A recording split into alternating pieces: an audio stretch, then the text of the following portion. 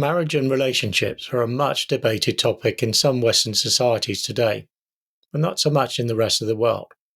Was Jesus silent on this matter, or did Jesus teach us anything about marriage and relationships? Well, he did, and it's recorded in two of the Gospels.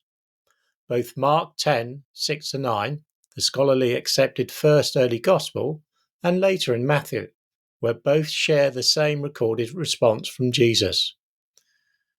Jesus' response is recorded in the Gospels of Matthew and Mark, both written within a generation of Jesus' death in the first century. In Matthew 19, verses 4-6, Jesus responds to a question on divorce. Then he answers, "Have you not read that he who created them from the beginning made them male and female, and said, Therefore a man shall leave his father and his mother and hold fast to his wife, and the two shall become one flesh. So they are no longer two, but one flesh. What therefore God has joined together, let no man separate." The content of the passage is Jesus responding to questions related to marriage and divorce. More on this in a future video. But in answering this, Jesus both reminds us and reinforces God's original and unchanged definition and intentions of biblical marriage. Importantly, Jesus refers back to from the beginning, i.e., the creation accounts of the first book of Genesis. So this is a response that applies to all people at all times, not just a particular time or culture. This is how God had intended his creation to be for all time. The two Bible passages that Jesus refers back to are in Genesis 1:27 and Genesis chapter 2, verse 24. Jesus starts his response by saying, "Have you not read that he who created them from the beginning made them male and female?" Which is a direct reference back to Genesis 1:27, which says, "So God created man in his own image. In the image of God he created him. Male and female he created them." Jesus starts his response to the question by saying, "Have you not read?" Of course his audience had read their book of Genesis, and many times. Jesus was drawing the listeners' attention to biblical passages they should already have known. Jesus continues by quoting Genesis 1, "He who created them from the beginning made them male and female." By reiterating the passage from Genesis, which says, "He who created them from the beginning," and specifically Jesus saying, "from the beginning," Jesus is reminding us that this truth refers to all created humans for all time, and not just a moment later in time. Jesus continues by quoting, "Male and female he created them."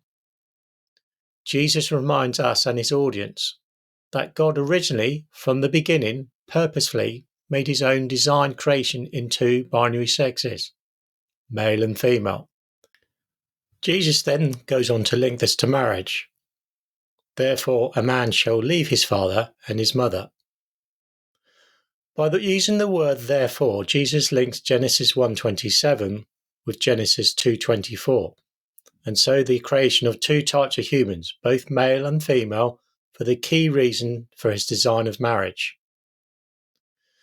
Jesus is linking both Genesis passages in his response to remind us that the marriage covenant is intrinsically linked to God's creation of male and females.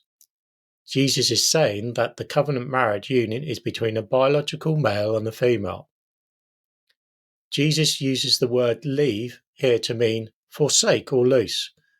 This is an intentional forsaking of parental oversight and then becoming emotionally, spiritually and physically lovingly bonded to their marriage wife. Particularly before and during the time of Jesus, cultural bonds were very strong between the generations. But here, this is replaced in primacy by a man's new relationship with his new wife.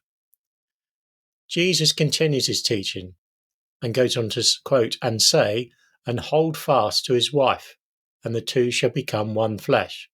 So they are no longer two, but one flesh." Hold fast here means to cling, cleave, or keep close. Becoming one flesh here means one shared life of intimacy, spirituality, and physicality. In his response, Jesus draws from and shares another well-known passage from Genesis 2:21 to 24, describing the process by which God created the first created female Eve from the created male Adam. After marriage, they are no longer two individuals, but now through this new covenant union, there is one flesh, a married couple. There are a number of aspects of this new union. Marriage is part of God's original creation design and blueprint. Marriage is not a human invention, but a very ancient covenant union designed and introduced by God Himself. Emotionally, spiritually, intellectually, financially, and in every other way, the male and female couple has become one. Also, physically, they become one flesh.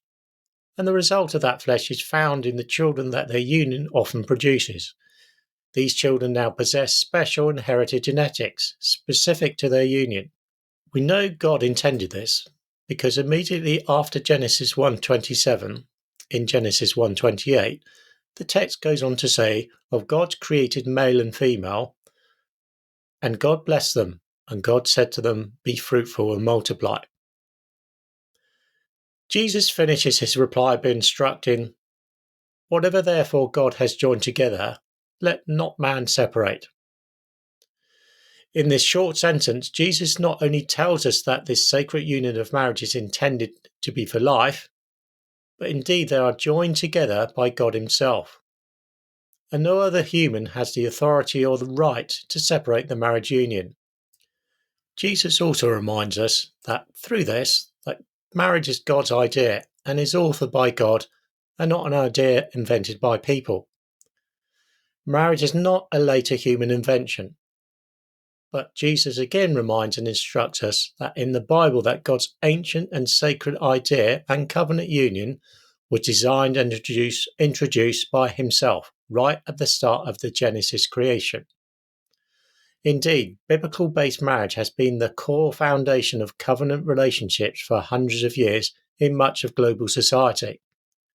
By referring to the original Genesis creation story and linking Genesis 1:27 and Genesis 2:24, Jesus affirms God's marriage covenant as an ongoing universal truth that is designed by God for all His human creation, between two people, biological male and female, for a lifelong commitment.